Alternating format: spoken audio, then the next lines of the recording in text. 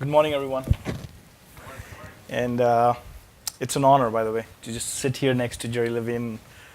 And I heard him speak at the SAP CEO Summit, and it was a poignant conversation, 1 hour with Bill McDermott, just having him talk to you about the history of the media business and just the transformation of the world around us as well. So thank you so much for being here. You've epitomized the one of my favorite words, anti-fragility. Like, how do you get better with shocks? And just the fact that you're here after a surgery just a few weeks ago. Just a bow to Jerry Levin. Thank you so much for really doing this.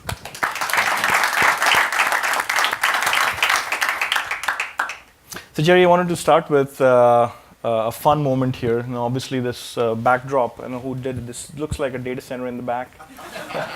It's like enterprise theme with bezels, and I just feel proud about being an operating systems company in the back. But growing up in Philadelphia, Haverford College, UPenn Law, what was it like? And maybe you can tell us about going from law to media. How did it really happen? I didn't think anybody knew about Haverford College. That's, Dheeraj, if I can just begin, if you'll permit me. We're living in such a difficult time, even here in Northern California, with the devastation that's taking place, and then the perilous state of the nation and the world. I just want to take a moment of silence to respect the leadership that's in this room and the future that you hold in your hands. Just a moment of silence. Thank you.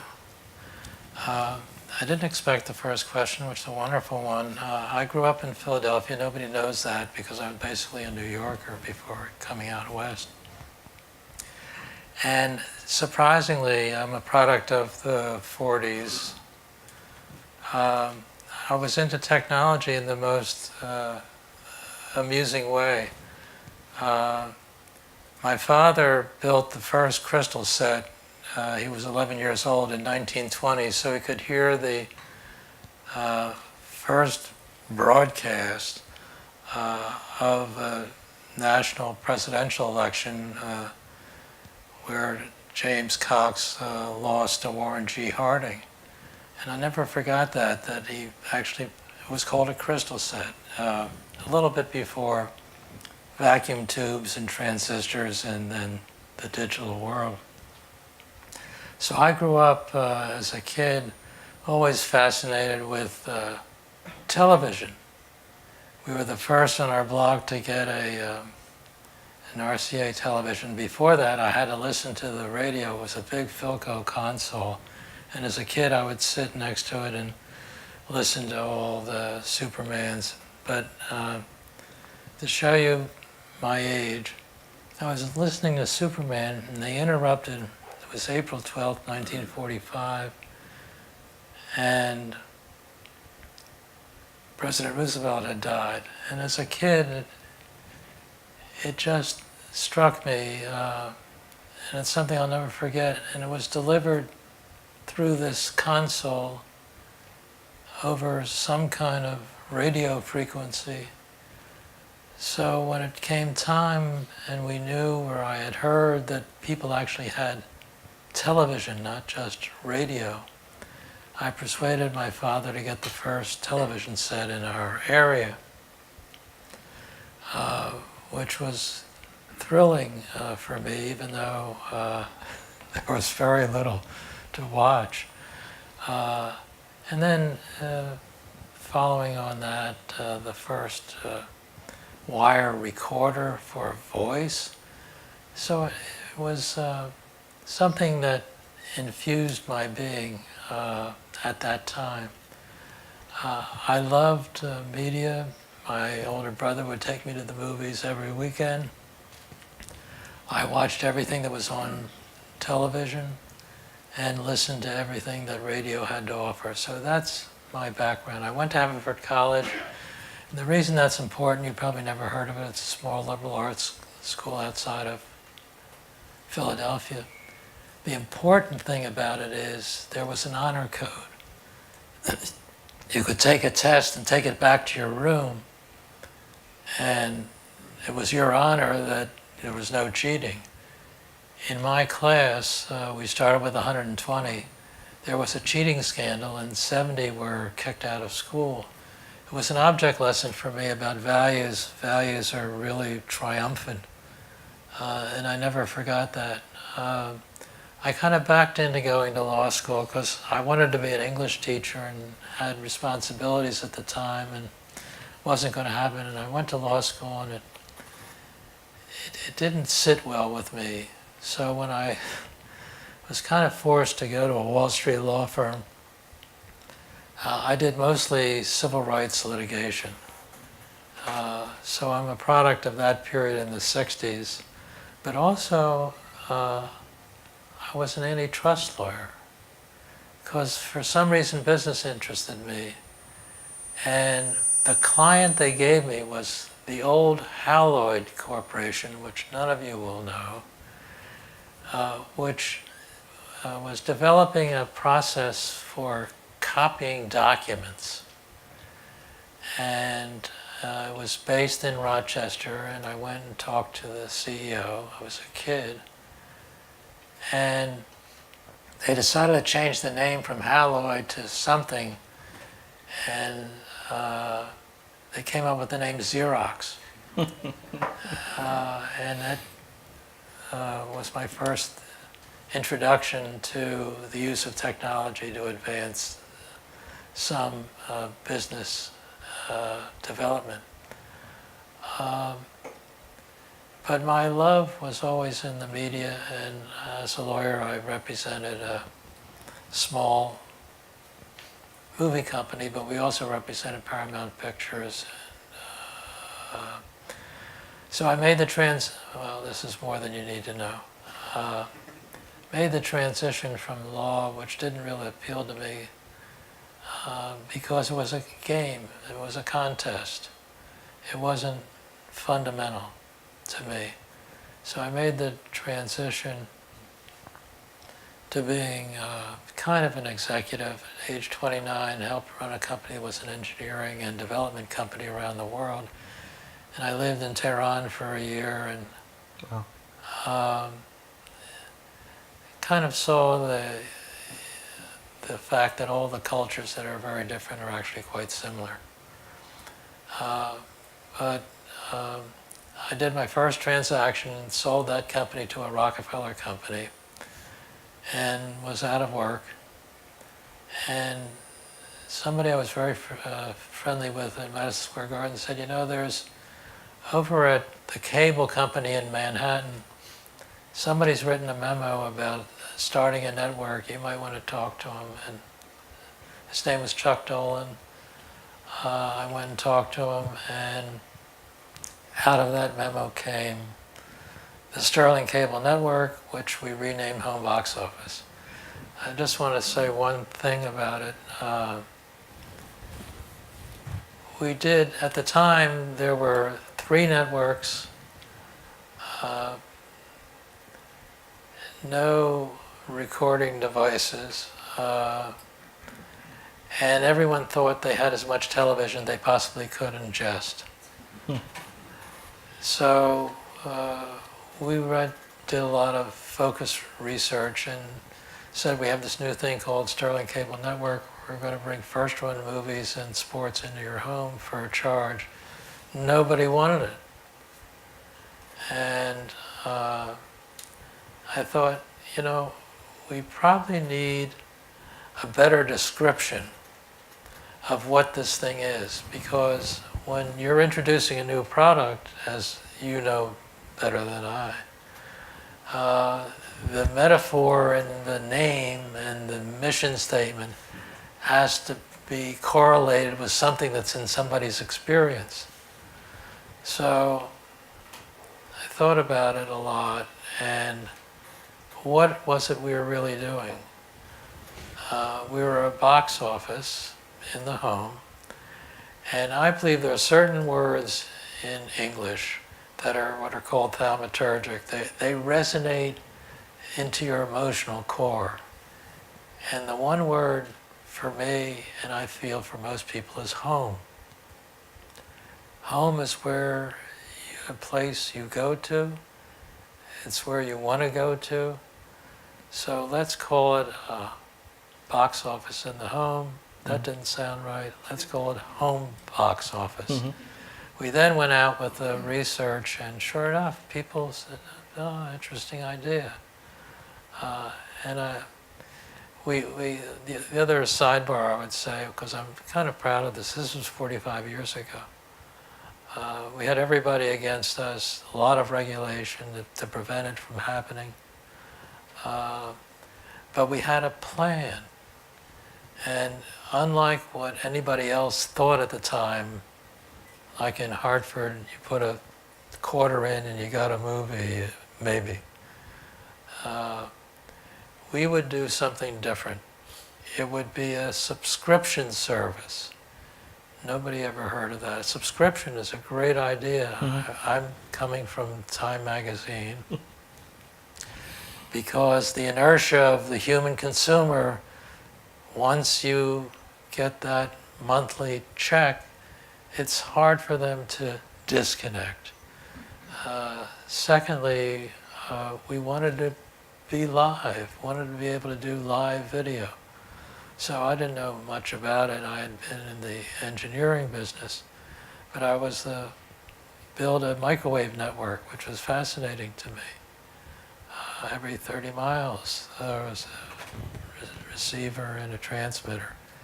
So we would be live and we could do live events.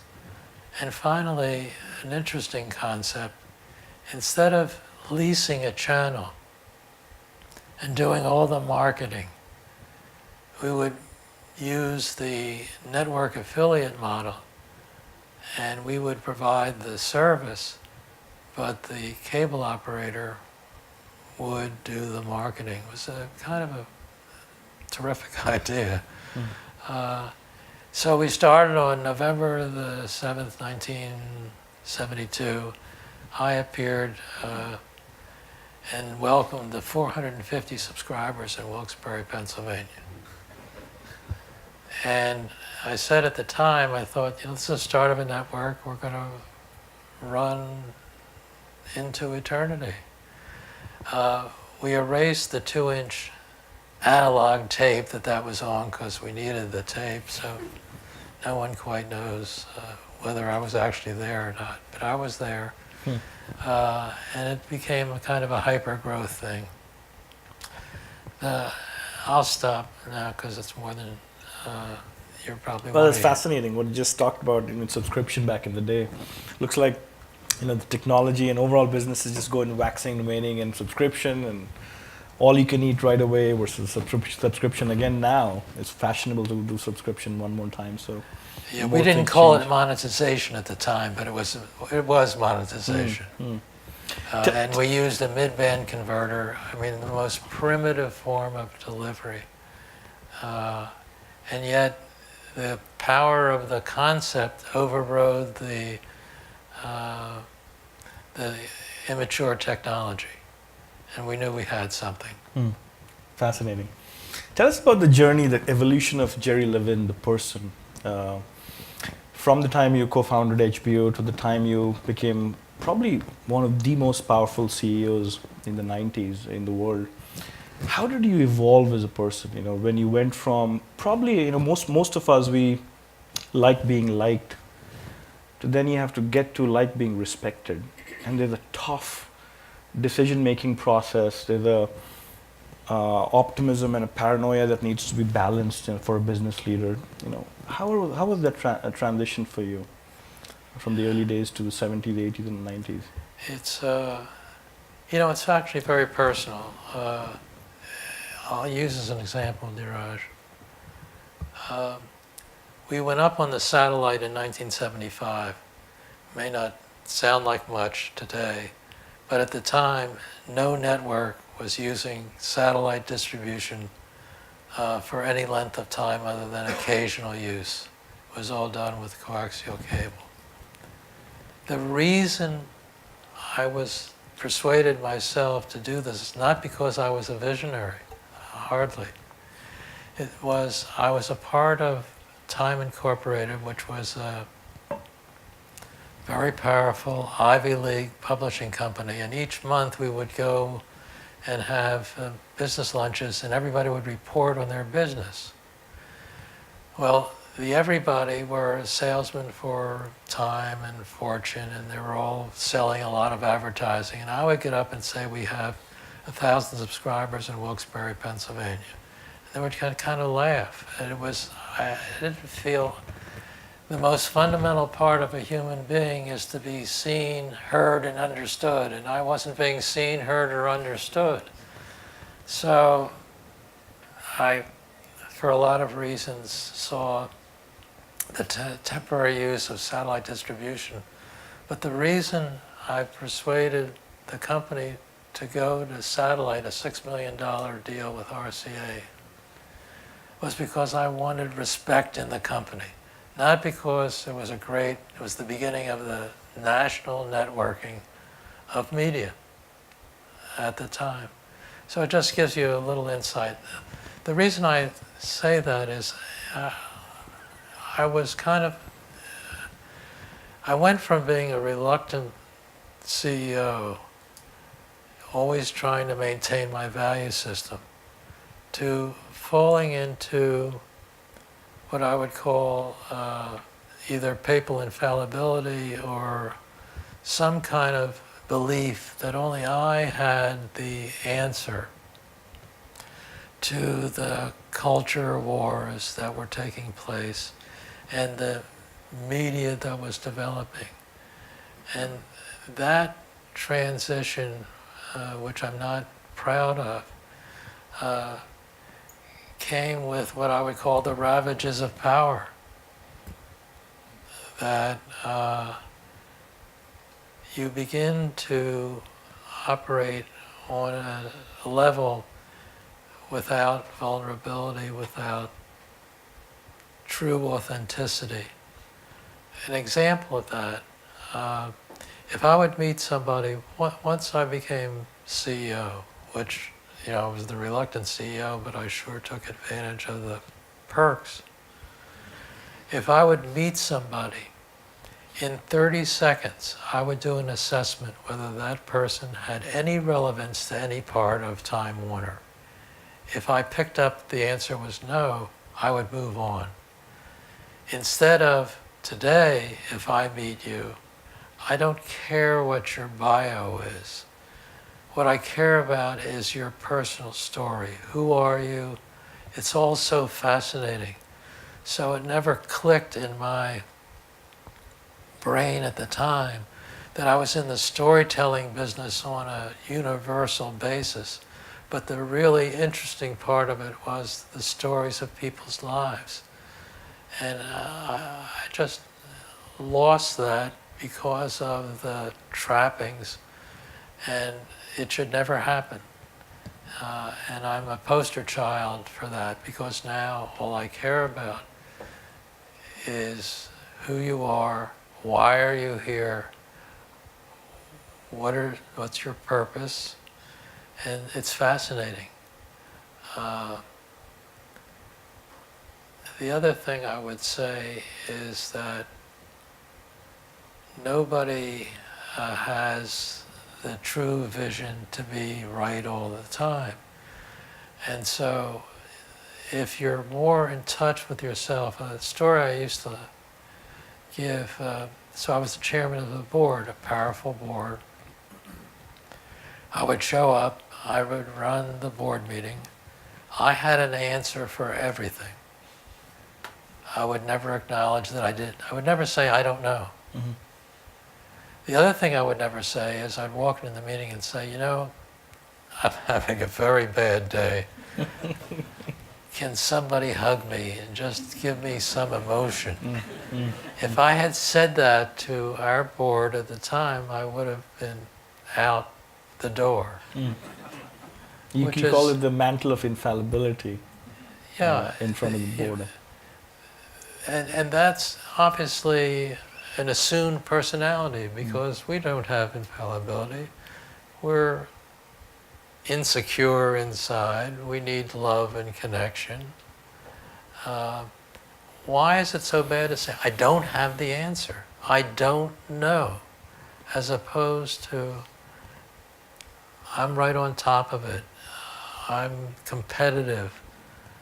And I think it infects your whole ability to be a team leader, to really be passionate and compassionate about the people who are part of your team.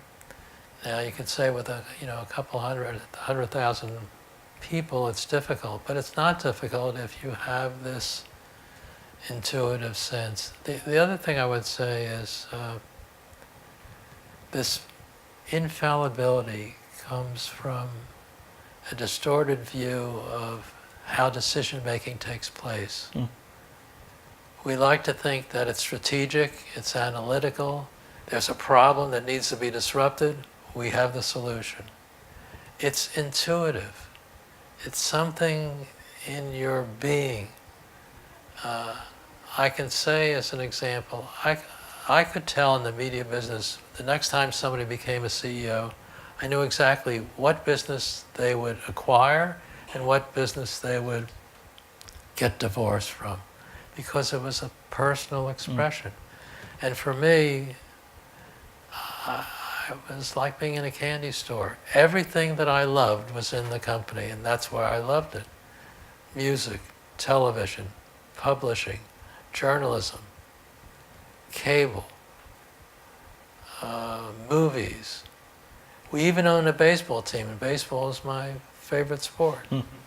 So it was a personal predilection that drove the strategy. And it's just helpful if you realize that and deal with it on an intuitive basis. You talked about the choice of a CEO for CNN, where a journalist had to be a business manager as well. The left brain, right brain stuff that we all struggle with as CEOs. Ambition, but operational excellence as well, because otherwise, these two things, one without the other, is meaningless. Tell us more about that, and obviously how it really melds with this idea of intuitive thinking and decision making. It was fascinating to me that, journalism is, for some reason, in my instinctive bloodstream.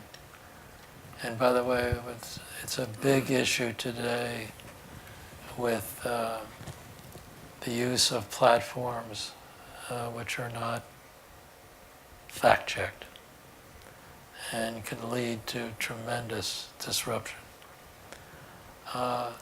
What surprised me about journalists in the company, we needed somebody to run CNN as an example.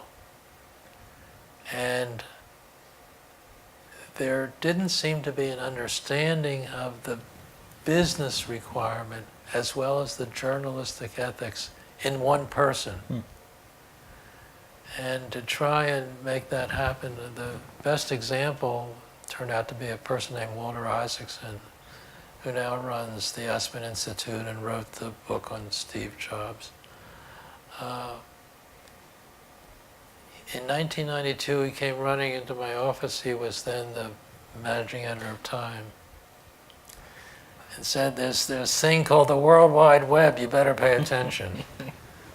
And that's when I knew that he had an orientation that was helpful. But it was just so interesting. Journalists are very good at their craft, but they don't like any journalism that is about them. And one of the best indicators that there's journalistic integrity is whatever format it is, that they can cover the company that they're involved with without fear or favor. I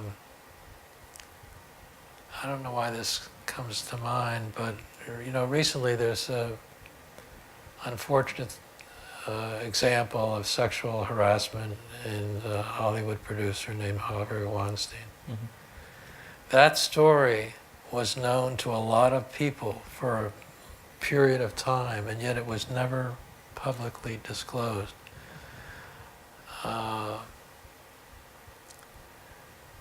Mia Farrow and Woody Allen's son is a journalist at NBC, had been working on the story, and they didn't run with it.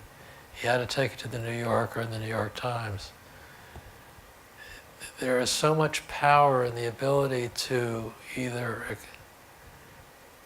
put a story through with fact-checking or withhold it for other reasons. And I think what's happening with Facebook and Google now, it's no longer sufficient to say that we're simply a platform. And whatever advertising is sold or whatever is coming through, we can't possibly fact check even with an algorithm or AI. That's insufficient. And something is going to happen now, and I hope it isn't regulation of the platform, because that would be a very serious disruption of the growth that's taking place. But it's an issue about the use of the platform. This reminds me about, we're all fascinated by Moore's law, but there's something called Gresham's law, which is bad currency drives out good currency. The new public development is going to be used, as the internet has been, unfortunately, for terrorism, sex, and things that we don't like. In the early days of cable, in order to get a franchise, this is the law of unintended consequences. You had to provide public access. It was a great idea. You had to let the public come in and do their own video. What a spectacular idea. And what happened was, it was not used for public purposes. It was used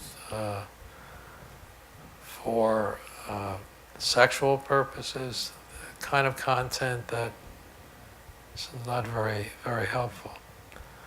So we have to take this into account and watch out for the law of unintended consequences. Fascinating. Getting addicted to our work, because we all are addicted to success in some sense. You recounted a very deeply personal loss in Jonathan in around 96, 97 time frame. Tell us more about that, and what was expected of you, and what you recount about those years and days. This is something that, while it's very personal to me, it's important for you. You could be a hyper-growth unicorn, but if you haven't paid attention to yourself and to your family, however that's defined, and not make a division between your work, your family, and whatever is inside you, it's all one piece. I was very proud of 5 children. One in particular was born we had the same birthday, and we had the same love of things. And 4 of my 5 children became teachers, which is something I probably wanted to do. This particular child, there's a certain family understanding that you treat all children the same, with the same love and the same care, but they're all different. And so the relationships are all different. In this case, not only because of the profound calendar coincidence that we had the same birthday, but we had the same love of certain things in sports and media. And when he told me he wanted to become a teacher, I was really excited because we live, unfortunately the children have to bear the unfulfilled promise of the parent.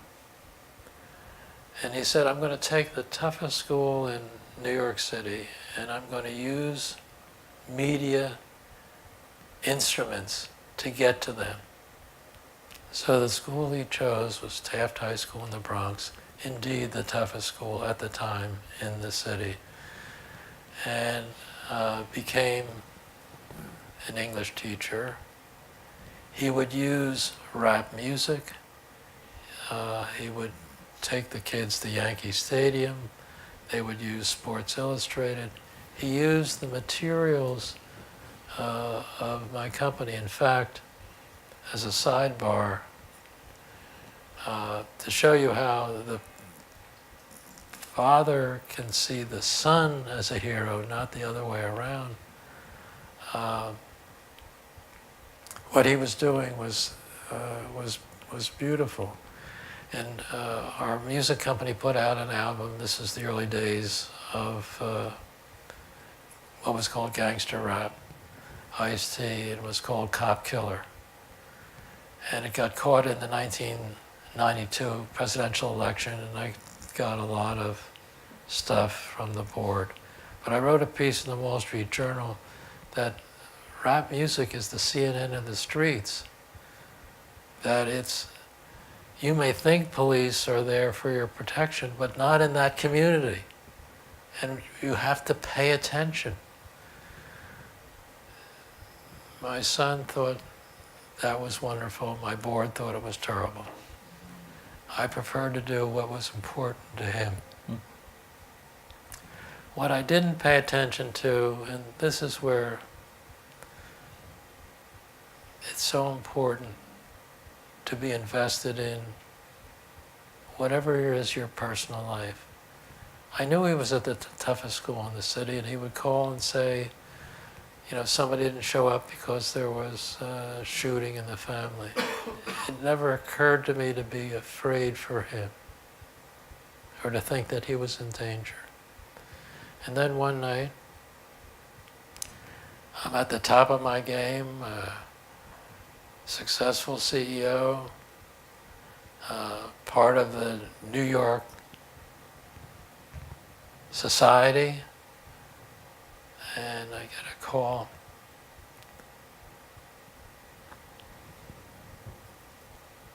From the police that he had been murdered by one of his students. This shouldn't happen to anybody. And I'm not suggesting that anything in your life will be like that. But how do you deal with that? And the way I dealt with it, I'm sad to say, was I didn't know how to grieve. And I just returned to work in 2 months. It got a lot of attention because it's the son of a CEO, lived in an apartment in Columbus Avenue and was a teacher. And I just took this gate and it shut down everything that was inside of me. And I wasn't a human being. And if I had been more in touch with myself, maybe I could have dealt with it.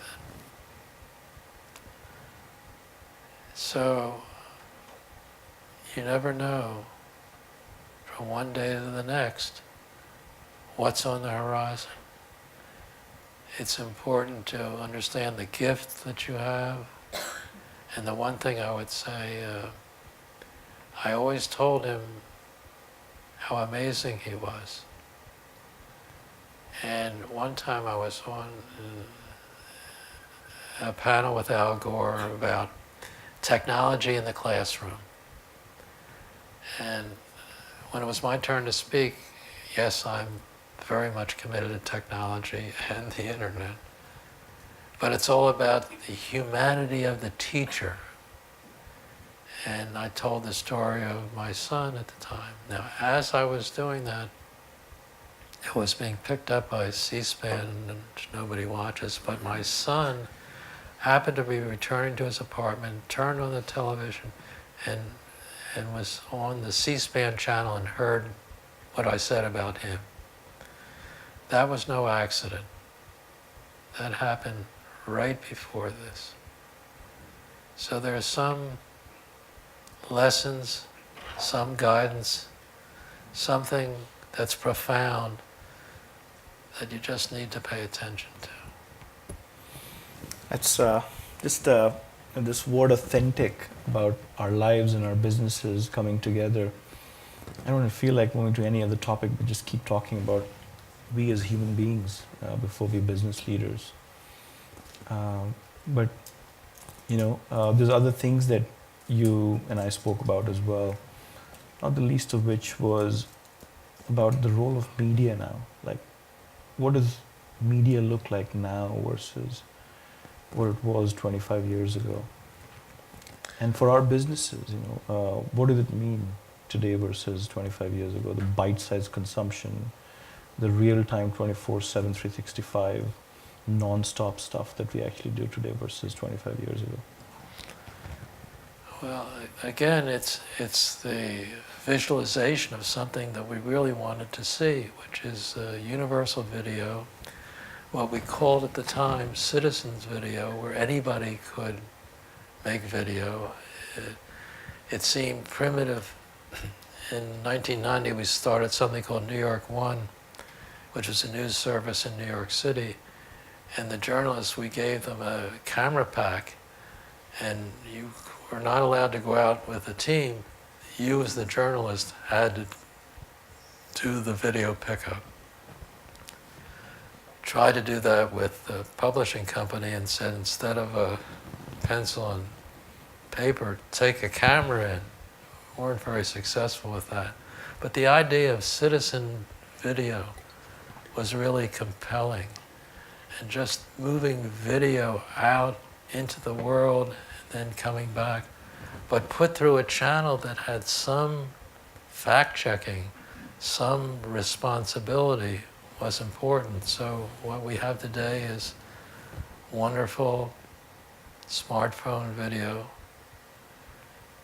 but when there's a horrendous shooting in Las Vegas, the first reports are it was a left-leaning Democratic shooter or some, whatever it was. That's the peril of universal video. And so on the one hand, we have a dream come true. On the other hand, where's the acknowledgement or the understanding of what's real and what isn't? And if that issue isn't resolved somehow by leadership from what I'll call the new media entrants, which is everybody.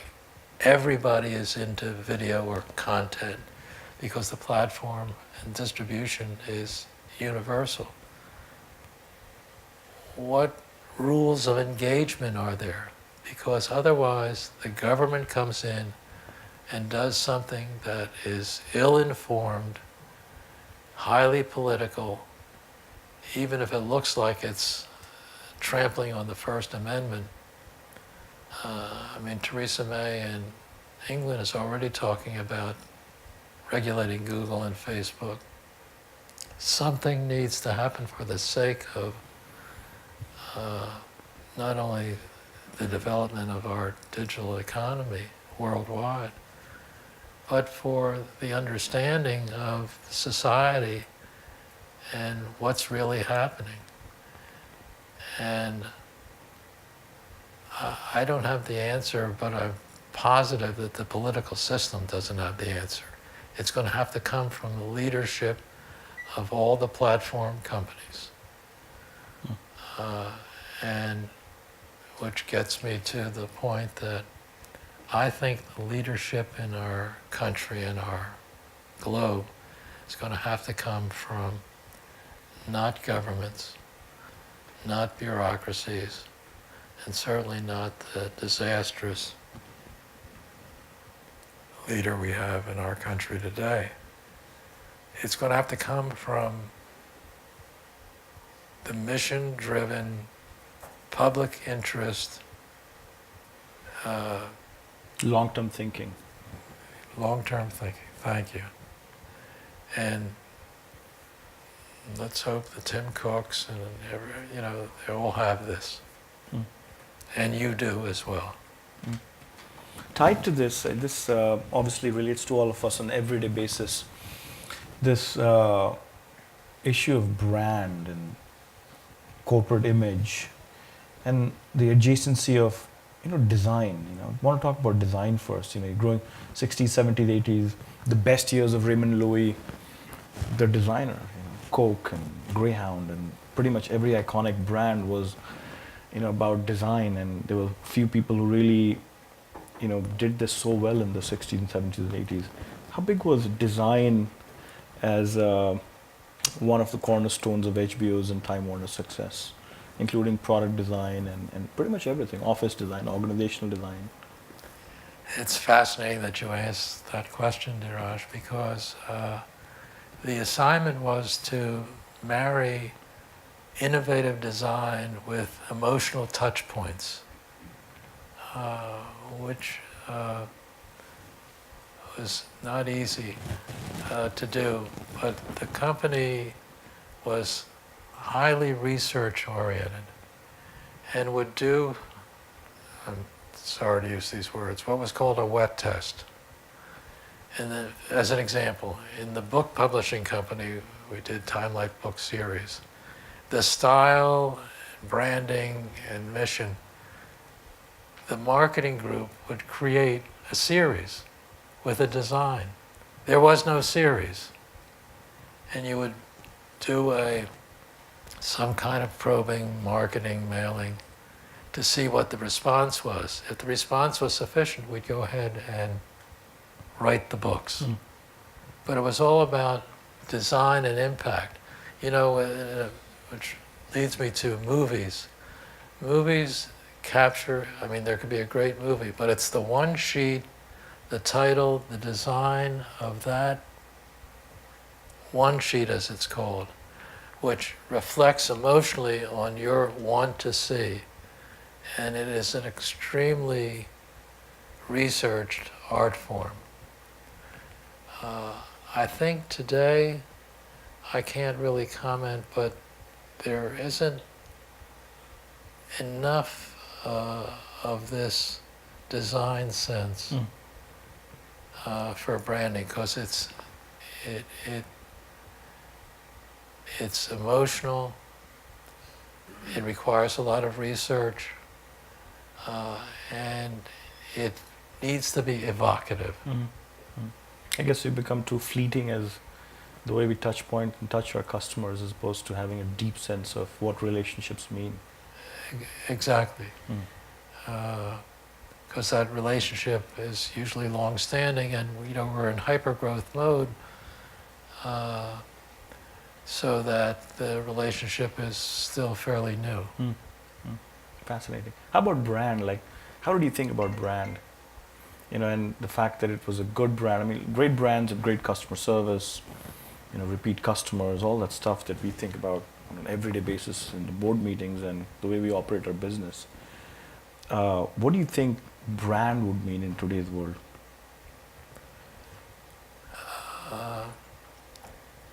With a lot of video usage, I think it's still extremely important, because the brand communicates the mission. And if it's kind of cute or doesn't fully express what the fundamental drive for having whatever the company's business is, it's not doing its job. Great. Well, we're short of time now, but anything that you want to just wrap this discussion with, Jerry, would be awesome. I am worried about fact-checking. But I'm slowly coming to a view that I never thought I would have. I always thought that the political system should not be run by former CEOs or business people. But given our current history, I think the opportunity for leaders with the right temperament and the right understanding of what is in the public interest, and like Bob Iger at Disney or Tim Cook at Apple, I think it's possible in the future, instead of having this renegade, we would have leadership coming from the corporate world where there was already a kind of a leadership test, and the company was driven with maximum attention to the various publics being served, because we're in a sorry state for leadership right now. So I'm kind of surprised, but I've been thinking more about that lately. And maybe that's the contribution of the current business person who is hardly a business person, and the damage that's being inflicted suggests that it paves the way for the right person to come along. Jerry Levin, great business leader, but most importantly, an authentic human being. Thank you so much for being here. Thank you, Dara.